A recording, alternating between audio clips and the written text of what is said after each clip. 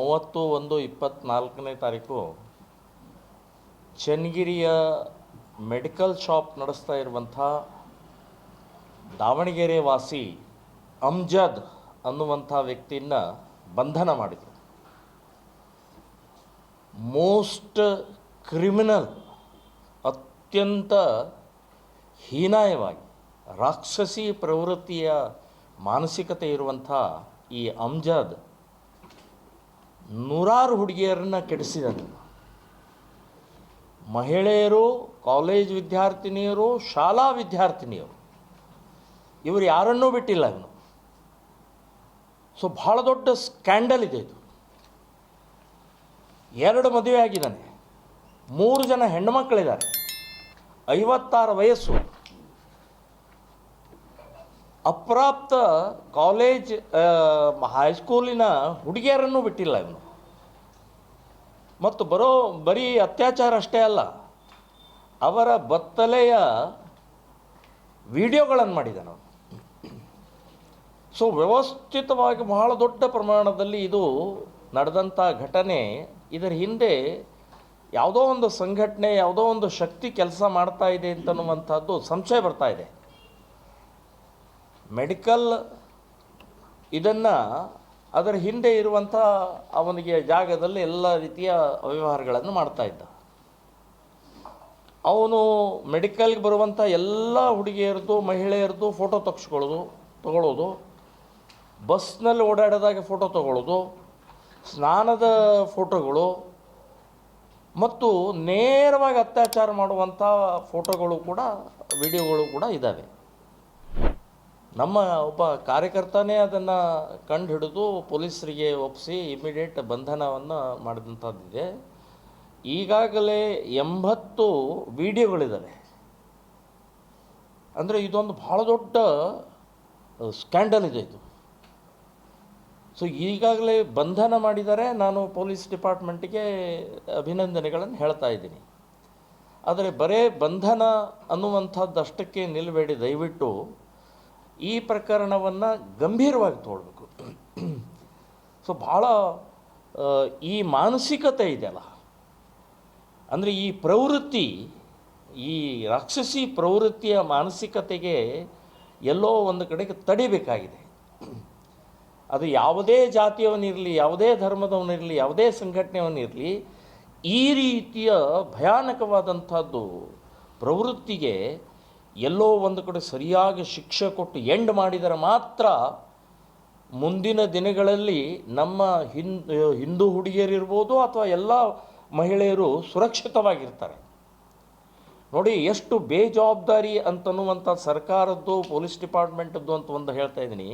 2 ವರ್ಷದ ಹಿಂದೆ ಮೊದಲನೇ ಪತ್ನಿ ಕಂಪ್ಲೇಂಟ್ ಕೊಟ್ಟಿದ್ದಾಳೆ.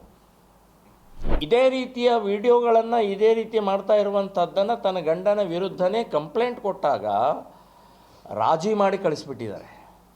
ಆವಾಗಲೇ ಅವನನ್ನು ಹದ್ದು ಬಸ್ನಲ್ಲಿಟ್ಟು ಸರಿಯಾಗಿ ಶಿಕ್ಷೆ ಕೊಟ್ಟಿದ್ದರೆ ಈ 2 ವರ್ಷದಲ್ಲಿ ಏನೇನು ಘಟನೆಗಳಾಗಿದ್ದಾವೆ ಅದು ಆಗ್ತಾ ಇರಲಿಲ್ಲ. ಎಷ್ಟು ಬೇಜವಾಬ್ದಾರಿ ರೀ, ಎಷ್ಟು ಹಗುರವಾಗಿ ತೊಗೊಳ್ತಾ ಇದ್ದಾರೆ. ನಾನು ಯಾರು ನೀವು ರಾಜಿ ಮಾಡಿ ಬಿಟ್ಟು ಕೊಡ್ತೀರಿ? ನಿಮ್ಮ ಮನೆಯಲ್ಲಿ ಹೆಣ್ಮಕ್ಳಿದ್ದಾರೋ ಇಲ್ಲೋ? ನಿಮ್ಮ ಹೆಂಡತಿ, ನಿಮ್ಮ ಮಕ್ಕಳು, ನಿಮ್ಮ ತಂಗಿ ಇದ್ದಾರೋ ಇಲ್ಲೋ? ಸೊ ಅವರನ್ನೇ ನೀವು ಈ ಮೆಡಿಕಲ್ ಇದಕ್ಕೆ ಕಳಿಸಿದ್ರೆ ಏನಾಗ್ತಿತ್ತು ಅಂತ ಯೋಚನೆ ಮಾಡಬೇಕೋ ಇಲ್ಲೋ? ಯಾವ ಘಟನೆಯನ್ನು ಹಗುರವಾಗಿ ತೊಗೊಳ್ತೀರಿ, ಯಾವ ಘಟನೆಯನ್ನು ನಿರ್ಲಕ್ಷ್ಯ ಮಾಡ್ತಾ ಇದ್ದೀರಿ ಅಂತ ಒಂದು ಕಲ್ಪನೆ ಬೇಡವಾ? ಸೊ ನೋಡಿ ಎಷ್ಟು ಅಮಾಯಕರು ಇವತ್ತು ಬಲಿಯಾದರು. ಮತ್ತು ಇದು ವ್ಯವಸ್ಥಿತವಾಗಿ ನಡೀತಾ ಇದೆ, ನಿರಂತರವಾಗಿ ನಡೀತಾ ಇದೆ. ಅಲ್ಲಿಯ ಚನ್ನಗಿರಿಯವರು ಹೇಳೋ ಪ್ರಕಾರ 10 ವರ್ಷದಿಂದ ನಡೀತಾ ಇದೆ ಅಂತನ್ನುವಂಥದ್ದು ಹೇಳ್ತಾರೆ. ಸೊ ಇದು ಇಷ್ಟು ಹಗುರವಾಗಿ ತಗೊಳ್ಳಬಾರದು ಅಂತನ್ನುವಂಥ ಸರ್ಕಾರಕ್ಕೂ ಹೇಳ್ತಾ ಇದ್ದೀನಿ, ಪೊಲೀಸ್ ಡಿಪಾರ್ಟ್ಮೆಂಟಿಗೂ ಹೇಳ್ತಾ ಇದ್ದೀನಿ. ನಾಳೆ ಬೇಲ್ ಸಿಗೋ ಹಾಗೆ ಮಾಡೋಕ್ಕೆ ಹೋಗಬೇಡಿ. ಯಾವುದೋ ದುಡ್ಡಿನ ಆಸೆ, ಅವನು 1 ಲಕ್ಷ ಕೊಡ್ತಾನೆ, 2 ಲಕ್ಷ ಕೊಡ್ತಾನೆ, 10 ಲಕ್ಷ ಕೊಡ್ತಾನೆ ಅಂತೇಳಿ ನೀವು ದುಡ್ಡಿನ ಆಸೆಗೆ ಲೂಸ್ ಕೇಸ್ ಮಾಡೋಕ್ಕೆ ಹೋಗಬೇಡಿ ಅಂತನ್ನುವಂಥದ್ದು ನಾನು ಕೈ ಮುಗಿದು ನಿಮ್ಮನ್ನು ಕೇಳ್ಕೊಳ್ತಾ ಇದ್ದೀನಿ. ನಿಮ್ಮ ಮನೆಯಲ್ಲೂ ಹೆಣ್ಮಕ್ಳಿದ್ದಾರೆ ಅಂತ ಅನ್ನೋದು ಗಮನದಲ್ಲಿ ಇಟ್ಕೊಳ್ಳಿ. ಸಮಾಜದಲ್ಲಿ ನಮ್ಮ ಹೆಣ್ಣುಮಕ್ಕಳು ಗೌರವಯುತವಾಗಿ ಬದುಕಬೇಕಾಗಿದೆ, ಸುರಕ್ಷಿತವಾಗಿ ಬದುಕಬೇಕಾಗಿದೆ. ಅದಕ್ಕೆ ಡಿಪಾರ್ಟ್ಮೆಂಟಿಗೆ ಹೇಳ್ತಾ ಇದ್ದೇನೆ ನಾನು, ಡಿಪಾರ್ಟ್ಮೆಂಟ್ನವ್ರು ನೀವು ಬಿಗಿಯಾಗಿ ಸರಿಯಾಗಿ ವ್ಯವಸ್ಥಿತವಾಗಿ ಅವನನ್ನು ಗಲ್ಲಿಗೆ ಶಿಕ್ಷೆ ಆಗೋ ಹಾಗೆ ನೀವು ಮಾಡಿದರೆ ಕೋರ್ಟ್ ಅದಕ್ಕೆ ತಕ್ಕ ಹಾಗೆ ಸರಿಯಾಗಿ ಉತ್ತರ ಕೊಡುತ್ತೆ. ಇಲ್ಲಾದರೆ ಇಲ್ಲೇ ವ್ಯವಸ್ಥಿತವಾಗಿ ಇದು ಮಾಡೋಕ್ಕೆ ಹೋಗಬೇಡಿ. ಈಗಾಗಲೇ ಪೋಕ್ಸೋ ಕೇಸ್ ಹಾಕಿದ್ದಾರೆ ಮತ್ತು ಸುಮಾರು 8-10 ಸೆಕ್ಷನ್ಗಳನ್ನು ಹಾಕಿದ್ದಾರೆ. ನಾನು ಅಭಿನಂದನೆಗಳನ್ನು ಹೇಳ್ತಾ ಇದ್ದೀನಿ. ಆದರೆ ಮುಂದಿನ ಇನ್ನೂ ಸಾಕಷ್ಟು ಪ್ರೊಸೆಸ್ ಇದೆ. ಅದು ಆ ಪ್ರೊಸೆಸ್ಗಳೆಲ್ಲ ಸಾಕ್ಷಿಗಳು, ಆ ವಿಡಿಯೋ ಸಂಬಂಧಪಟ್ಟಂಥ ಎಲ್ಲ ದಾಖಲೆಗಳು ಬೇಕಾದಷ್ಟಿದೆ. ಅವನ ಹೆಂಡತಿ ಮೊದಲು ಕೊಟ್ಟಂಥ ಕಂಪ್ಲೇಂಟನ್ನು ಕೂಡ ಇದರಲ್ಲಿ ಬರಬೇಕು ಅಂತ ನಾನು ಹೇಳ್ತಾ ಇದ್ದೀನಿ. ಈಗ ಮೊದಲೇ ಹೆಂಡತಿ ಡೈವರ್ಸ್ ತೊಗೊಂಡಿದ್ದಾನೆ, ಅವನು ವಿಚ್ಛೇದನ ತೊಗೊಂಡಿದ್ದಾನೆ. ಆ ಹೆಂಡತಿದು ಎನ್ಕ್ವೈರಿ ಮಾಡಿ ಏನಾಗಿತ್ತು, ಎಲ್ಲಿ ನೋಡಿದ್ದಿ, ಹೇಗೆ ನೋಡಿದ್ದಿ, ಯಾಕೆ ವಿಚ್ಛೇದನ ಯಾಕಾಯಿತು ಎನ್ಕ್ವೈರಿ ಮಾಡಿ. ಎಲ್ಲ ಇವಂದು ಎಲ್ಲ ರಾಕ್ಷಸಿಂದ ಈ ಗುಂಡಾ ಅಮ್ಜದನ್ನು ಎಲ್ಲ ಹೊರಗೆ ಬರುತ್ತೆ. ಇನ್ನೊಂದು ಇದರ ಸಂಬಂಧಪಟ್ಟಾಗೆ 9 ಜನ ಚನ್ನಗಿರಿಯ ಮುಸ್ಲಿಂ ಹುಡುಗರು ಇವನನ್ನು ಬಚಾವ್ ಮಾಡೋ ಸಲುವಾಗಿ ಎತ್ಕೊಂಡು ಹೋಗ್ತಾ ಇದ್ರು. ಇವನನ್ನು ಪರಾರಿ ಮಾಡಿ ನಿನಗೆ ಯಾವುದೇ ರೀತಿ ಅರೆಸ್ಟ್ ಆಗದೆ ಇರೋ ಹಾಗೆ ನೋಡ್ಕೊಳ್ತೀವಿ ಅಂತ ಹೇಳಿ ಅವನಿಗೆ ಸಹಕಾರವನ್ನು ಕೊಟ್ಟಿದ್ದಾರೆ. ಆ 9 ಜನರದ್ದು ಎನ್ಕ್ವೈರಿ ಆಗಬೇಕು, ಬಂಧನ ಆಗಬೇಕು. ಸೊ ಅವರು ಇದಕ್ಕೆ ಏನು ಸಂಬಂಧ, ಏನು ಅವನಿಯಾಕೆ ಬಚಾವ್ ಮಾಡ್ತೀರಿ? ಹಾಗಾದ್ರೆ ಇವ್ರದ್ದು ಏನಾದರೂ ಪಾಲಿದೆಯಾ ಅದರಲ್ಲಿ? ಇವನಿಗೂ ಏನಾದರೂ ಆ ಸಂಬಂಧಪಟ್ಟಂಥ ಕೈ ಜೋಡಿಸಿದ್ದಾರೆ ಇವರು? 9 ಜನ ಇದ್ದಾರೆ. ಇದರೊಳಗೆ ನನಗೀಗ 6 ಜನರದ್ದು ಹೆಸರು ಕೂಡ ಗೊತ್ತಾಗಿದೆ.